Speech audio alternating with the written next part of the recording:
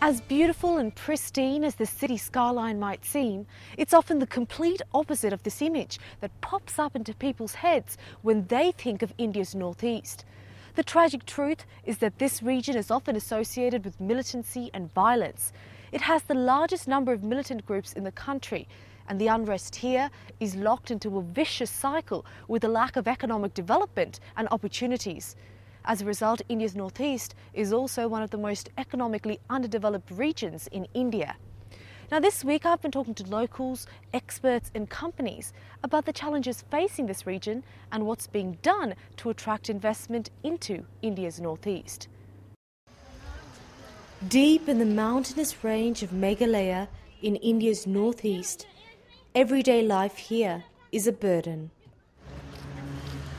75-year-old Kran Suma is returning home after having walked an hour to collect some firewood. It's a steep climb up to his bamboo hut, especially with some 20-odd kilos bearing down on him. But, believe it or not, Kran has it easy compared to the others in his village. I'm lucky that I don't have a family to support anymore. Life is very difficult for the people living here. There's no water supply, no roads, no jobs. We're all farmers, living off the land to survive.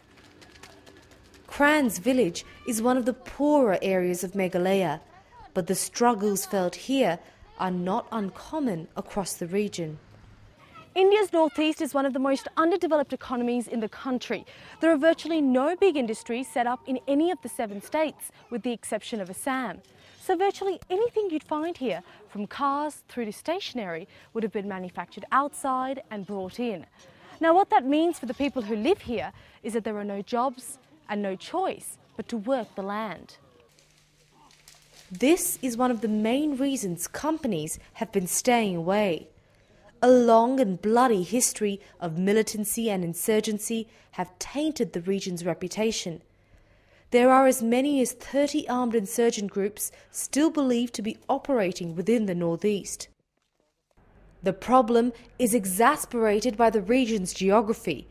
The northeast is connected to India by only a narrow strip of land called the Chicken's Neck. The rest of the region shares international borders, which could be an opportunity for trade, but has not been developed. Most important issues that faces the region is the lack of connectivity. Lack of good roads, lack of good airports, lack of railway connectivity. These are issues that are holding back the economic growth of the region. But thankfully, in the last few years, we find that there's a change in government policies. There's a whole lot of money being pumped in for infrastructure development. Industrial zones like this one are being set up in some parts of the northeast. Companies that set up here are offered incentives like tax holidays and government subsidies. The goal is to attract investors into the region, and it appears to be working, but not without its stumbling blocks.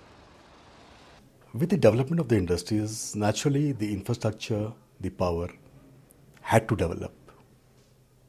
The infrastructure has been slow. The power sector is yet to take off in the real sense in Meghalaya. They do not have enough power today to supply to the industries.